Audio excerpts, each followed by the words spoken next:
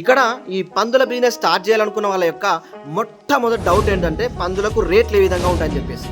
నేనేమంటా అంటే యూనిట్ లెక్కన ఈ పందుల్ని ఇవ్వడం జరుగుతుంది. అందులో 10 ఆడవి ఉంటాయి, ఒక మొగది ఉంటుంది అనమాట. అయితే నేనేమంటా అంటే ఈ యూనిట్ కాస్ట్ రేట్లు ఏ విధంగా ఉంటాయంటే వాళ్ళు వేసేటువంటి దానా, వాళ్ళు ఇచ్చేటువంటి మెయింటెనెన్స్, వాళ్ళు ఇచ్చేటువంటి సర్వీస్ని బట్టి ఈ రేట్లు ఉంటాయి అనమాట. నేను బెస్ట్ ఎగ్జాంపుల్ ఏం చెప్తానంటే ఇప్పుడు రిలయన్స్లో కోల్గేట్కి ఒక రేట్ ఉంటుంది, కింద కిరాణా కొట్లో ఒక విధంగా ఉంటుంది. ఇట్లే సేమ్ మన మెయింటెనెన్స్ బట్టి అక్కడ రేట్లు ఫిక్స్ చేయడం జరుగుతుంది. నా యొక్క బెస్ట్ సలహా ఏంటంటే డ్రై ఫీడ్ వేసే పందులు మాత్రమే తీసుకోండి.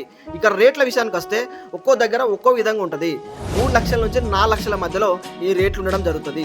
ఒక్కో పందికి ఎంత ఉంటుందని చెప్పేసి వాళ్ళ డౌట్లు కూడా అడుగుతారు. 30,000 నుంచి 35,000 వరకు కూడా ఇక్కడ రేట్లు ఉంటాయి. అంత రేట్లు ఎందుకు ఉంటాయనంటే వాళ్ళు డ్రై ఫీడ్ వేసి పెంచుతారు. ఒక్క పందికి దాదాపుగా 1000 రూపాయల ఖర్చు రావడం జరుగుతుంది. ఇక్కడ తౌడు, నూక, మినరల్ మిక్చర్, సోయా, ఉప్పుతో కలిపి ఒక పర్ఫెక్ట్గా వాళ్ళు డ్రై ఫీడ్ వేయడం జరుగుతుంది.